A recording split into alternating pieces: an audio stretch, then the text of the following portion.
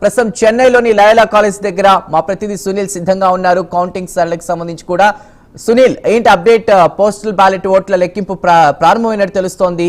ప్రస్తుతం అక్కడ భద్రత అవంతా కూడా ఎలా ఉంది సునీల్? రైట్ చందు, మొత్తం మీద ఏదైతే తమిళనాడు ఎన్నికల ఫలితాలలో ఏదైతే ప్రారంభమైన పరిస్థితి అయితే ఉంది, ముఖ్యంగా పోస్టల్ బ్యాలెట్ లెక్కింపు అయితే ఇప్పటికే ప్రారంభమైన పరిస్థితి అయితే ఉంది. అంటే ప్రధానంగా చూసుకున్నట్లయితే చెన్నై నగరంలో ఉన్నటువంటి లయోలా కాలేజ్ కౌంటింగ్ కేంద్రం వద్ద అయితే మనం ఉన్నాం. ప్రధానంగా ఈ కేంద్రంలో ఇటు తమిళనాడు మాజీ ముఖ్యమంత్రి ఏదైతే డిఎంకే అధినేత స్టాలిన్కి సంబంధించినటువంటి కొలత్తూరు నియోజకవర్గానికి సంబంధించిన ఇక్కడే ఫలితాలు రాబోతున్నాయి. మరోవైపు పెరంబూర్ అంటే విజయ్ నిలబడినటువంటి రెండు నియోజకవర్గాలకు సంబంధించి ఒక నియోజకవర్గం అయినటువంటి పెరంబూర్ నియోజకవర్గానికి సంబంధించి ఈ లయోలా కాలేజీలోనే పూర్తి స్థాయిలో ఆయనకి సంబంధించి కూడా ఫలితాలు వెలువడిన పరిస్థితి ఉంది. దానికి సంబంధించి ఇప్పటికే కేవలం ఈ కేంద్రం వద్దే భారీ స్థాయిలో భద్రత ఏర్పాటు చేసిన పరిస్థితి. ఎందుకంటే రెండు నియోజకవర్గాలు ప్రధానమైనవి అని చెప్పొచ్చు. ఎందుకంటే ఇటు పెరంబూరు నియోజకవర్గం, ఇటు ఏదైతే డిఎంకే అధినేత స్టాలిన్కి సంబంధించిన కొలత్తూరు నియోజకవర్గం ఇప్పటికే ఈ టీవీకేకి సంబంధించి కావచ్చు, మరోవైపు డిఎంకే ఇటు అన్నా డిఎంకేకి సంబంధించినటువంటి అభ్యర్థులు ఇప్పటికే లయోలా కాలేజీ కావచ్చు, మరోవైపు చెన్నైలో ఉన్నటువంటి 3 కేంద్రాల వద్దకి చేరుకుంటున్న పరిస్థితి అయితే ఉంది. ఇప్పటికే ఏదైతే పోస్టల్ బ్యాలెట్కి సంబంధించి కౌంటింగ్ కూడా ప్రారంభమైన పరిస్థితి అయితే ఉంది. మరి కాసేపట్లో కేవలం 10-15 నిమిషాల వ్యవధిలోనే ఏదైతే పూర్తిగా వెలువడే అవకాశం ఉంది. ఎందుకంటే పోస్టల్ బ్యాలెట్కి సంబంధించి ఏ పార్టీకి సంబంధించి ఓట్లు రాబోతున్నాయి, ముఖ్యంగా ఏ పార్టీ విన్ అనేది మొదట పోస్టల్ బ్యాలెట్ నుంచే తెలిసిపోయే అవకాశం ఉంది. ఎందుకంటే మొదటి నుంచి పోస్టల్ బ్యాలెట్లో ఏ పార్టీ ముందంజ ఉండబోతుంది అనేది మరి కాసేపట్లో తెలియని పరిస్థితి ఉంది. ఎందుకంటే ముఖ్యంగా ఇక్కడికి అభ్యర్థులకు సంబంధించి ముఖ్యంగా 22,000 మంది పైచులకు సెక్యూరిటీని ఏర్పాటు చేశారు. ఎందుకంటే కేవలం చెన్నైలో ఉన్నటువంటి 3 కేంద్రాలు అంటే ఈ లయోలా కాలేజ్ కావచ్చు, అన్నా యూనివర్సిటీ, క్యూన్ మేరీస్ కాలేజ్ వద్ద అంటే 3 ప్రాంతాల్లో ఈ కౌంటింగ్ కేంద్రాలు ఏర్పాటు చేశారు. ఈ కౌంటింగ్ కేంద్రాలకు సంబంధించి భారీ భద్రత ఏర్పాటు చేసినట్టు ఇప్పటికే నగర కమిషనర్ కావచ్చు, మరోవైపు తమిళనాడు డీజీపీ కూడా తెలిపిన పరిస్థితి ఉంది. ప్రధానంగా చూసుకున్నట్టయితే 1,00,000కు పైగా రాష్ట్ర వ్యాప్తంగా ఈ భద్రతా ఏర్పాట్లు చేశారు.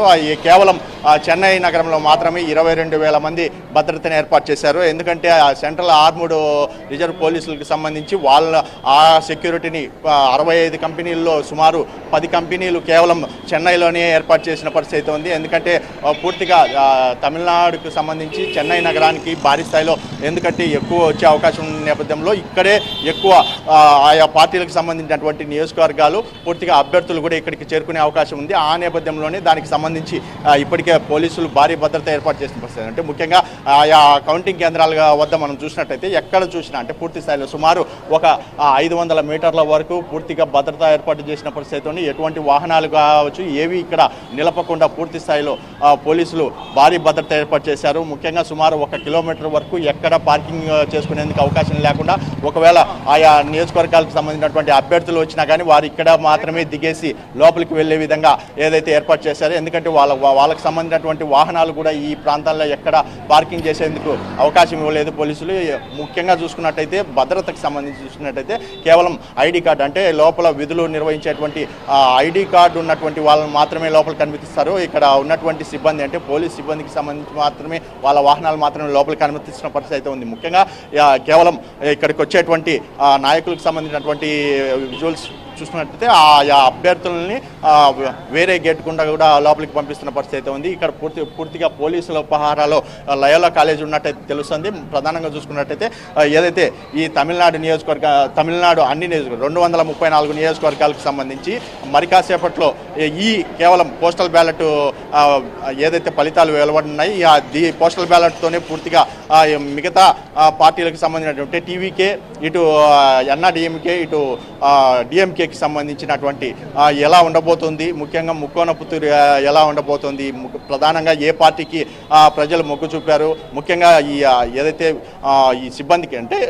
ఓట్ల లెక్కింపుకు సంబంధించినటువంటి సిబ్బంది కావచ్చు, ముఖ్యంగా ఉద్యోగస్తులు ఈ పోస్టల్ బ్యాలెట్ ద్వారా ఏ పార్టీకి వాళ్ళు మద్దతు ఇవ్వబోతున్నారనేది మరి కాసేపట్లో తెలియని పరిస్థితి అయితే ఉంది. ఎందుకంటే ఉదయం నుంచి మొదటి చెప్తున్న పరిస్థితి పార్టీకి మాత్రమే ఎక్కువగా మద్దతు ఇస్తున్నట్టు తెలుస్తుంది.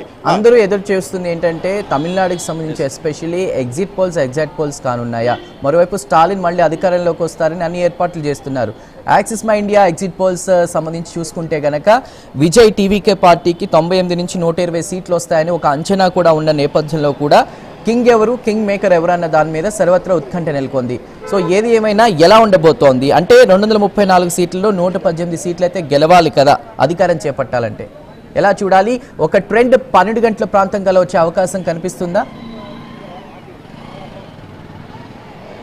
అంటే ఖచ్చితంగా ఏదైతే ఇక్కడ హంగు ఏర్పడుతుందా, లేకపోతే ఒకవేళ ఒకే పార్టీ టీవీకే పార్టీయే సొంతంగా పూర్తిగా మొత్తం సీట్లు అదే గెలవబోతుంది అంటే 120 అంటే 118 సీట్లు ఖచ్చితంగా కావాల్సి ఉంటుంది. ఏదంటే ప్రభుత్వం ఏర్పాటు చేయాలంటే 118 సీట్లు ఏ పార్టీ అయినా సింగిల్గా ఏర్పాటు చేయాల్సి ఉంటుంది. దానికి సంబంధించి చూసుకున్నట్టయితే 120 సీట్లు వస్తాయని చెప్పేసి టీవీకే ధీమా వ్యక్తం చేస్తున్నప్పటికీ కానీ ఇక్కడ మాత్రం పూర్తి స్థాయిలో వ్యతిరేకంగా ఉన్న పరిస్థితి ఉంది. ఎందుకంటే డిఎంకే ఇప్పటికే మేము గెలిచిపోయాము అనే ధీమా ఉన్న పరిస్థితి ఉంది. ఎందుకంటే కొన్ని డిఎంకే పార్టీ ఆఫీస్ దగ్గర భారీ స్థాయిలో భద్రత ఏర్పాటు చేసిన పరిస్థితి ఉంది. అంటే ఎందుకంటే పూర్తిగా ఎగ్జిట్ పోల్స్కి సంబంధించి చూసుకున్నట్లయితే డిఎంకేకి ఎక్కువ అవకాశం ఇచ్చారు. ముఖ్యంగా ఈసారి కూడా డిఎంకే గెలవబోతోంది. ప్రధానంగా చూసుకున్నట్లయితే 100%లో సుమారు 50% ఖచ్చితంగా ఓటింగ్ ఏదైతే డిఎంకే పూర్తిగా చేజెక్కించుకుంటుంది. తర్వాత 30 నుంచి 40 మాత్రమే అన్నా డిఎంకే, ఇటు 10 నుంచి 20% మాత్రమే టీవీకి వచ్చే అవకాశం ఉందని చెప్పేసి కొన్ని ఎగ్జిట్ పోల్స్ తెలిపిన నేపథ్యంలో దానికి సంబంధించి చూసుకున్నట్టయితే పార్టీ ఏవి గెలవబోతున్నాయి అంటే ప్రధానంగా చూసుకున్నట్టయితే డిఎంకేకి సంబంధించినటువంటి ఇప్పటికే కొన్ని పార్టీ కార్యాలయాల వద్ద భారీ స్థాయిలో ఏర్పాట్లు చేస్తున్నారు. అంటే ముఖ్యంగా భోజనాలకు సంబంధించి కావచ్చు, ప్రతి ఏర్పాట్లను కూడా పూర్తిగా సిద్ధం చేస్తున్నారు.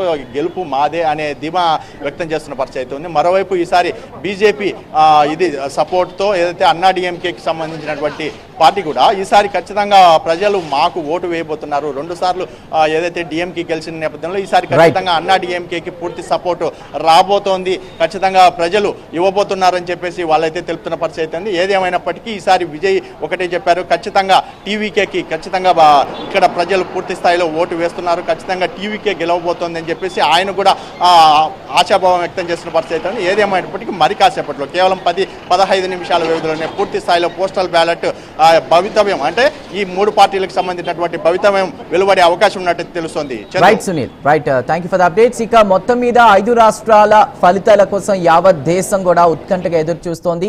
పుదుచ్చేరికి సంబంధించి చూసుకున్నా కూడా 30 సీట్లలో 16 మ్యాజిక్ ఫిగర్ కాబోతోంది. ప్రస్తుతం మనం యానాంకు వెళ్దాం. యానాం కౌంటింగ్ కేంద్రం దగ్గర మా ప్రతినిధి శ్రీరామూర్తి సిద్ధంగా ఉన్నారు.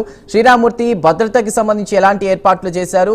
యానాంలో ప్రస్తుతం కౌంటింగ్ కి సంబంధించి ఎలా జరుగుతోంది?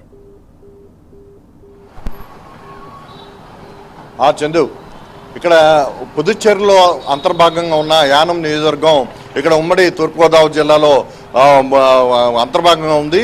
ఇక్కడ దాదాపుగా చూసినట్లయితే 37,952 మంది ఓటర్లు ఇక్కడ ఉండగా 35,000 పైగా ఓటర్లు తమ ఓటు హక్కుని వినియోగించుకున్నారు.